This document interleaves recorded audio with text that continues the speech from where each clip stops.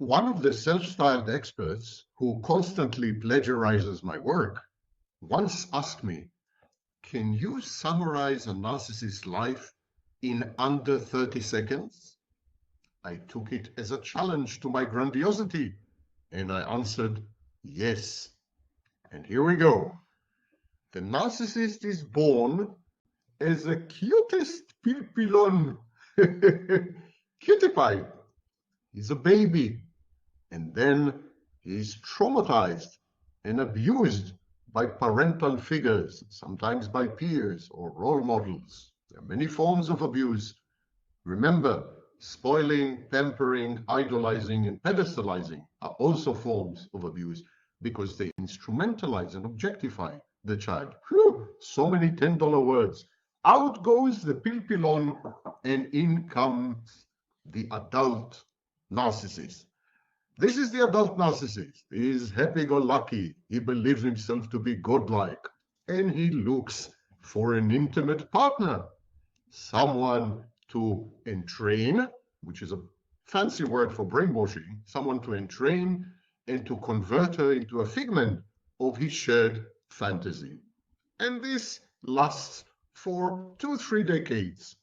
Out go these decades. And this is the narcissist in his final years. This is a cap which is intended to fend off reality. As you see, this narcissist can no longer see what's happening around him. He is deep into his mind. The shared fantasy took over. He grows a very long white beard because that's how God looks like in Renaissance paintings.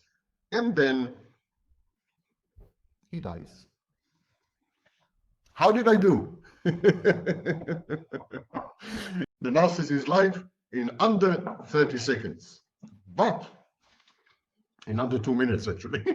But, today we're going to discuss something that keeps recurring in the narcissist's life. Early, late, and final stages.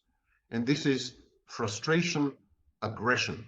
Now, to remind you, there was a guy named Dollard who in 1933 proposed the frustration-aggression hypothesis, which says simply that when you're frustrated, you would tend to convert your frustration into aggression. As we say today, DA, D-U-H. Okay. The narcissist handles frustration very differently, unlike healthy people. As far as a narcissist is concerned, any frustration is perceived as narcissistic injury. And if the narcissist were to be frustrated in public, that would constitute narcissistic mortification. The narcissist's definition of frustration is also unusual.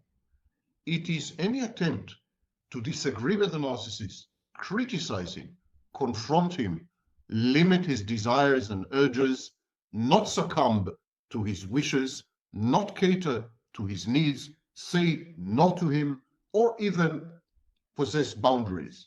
If you're independent, if you're autonomous, if you're agentic, if you're boundaried, you cause the narcissist frustration, and he perceives it as a malevolent form of opposition, kind of narcissistic injury inflicted on purpose. You are torturing him.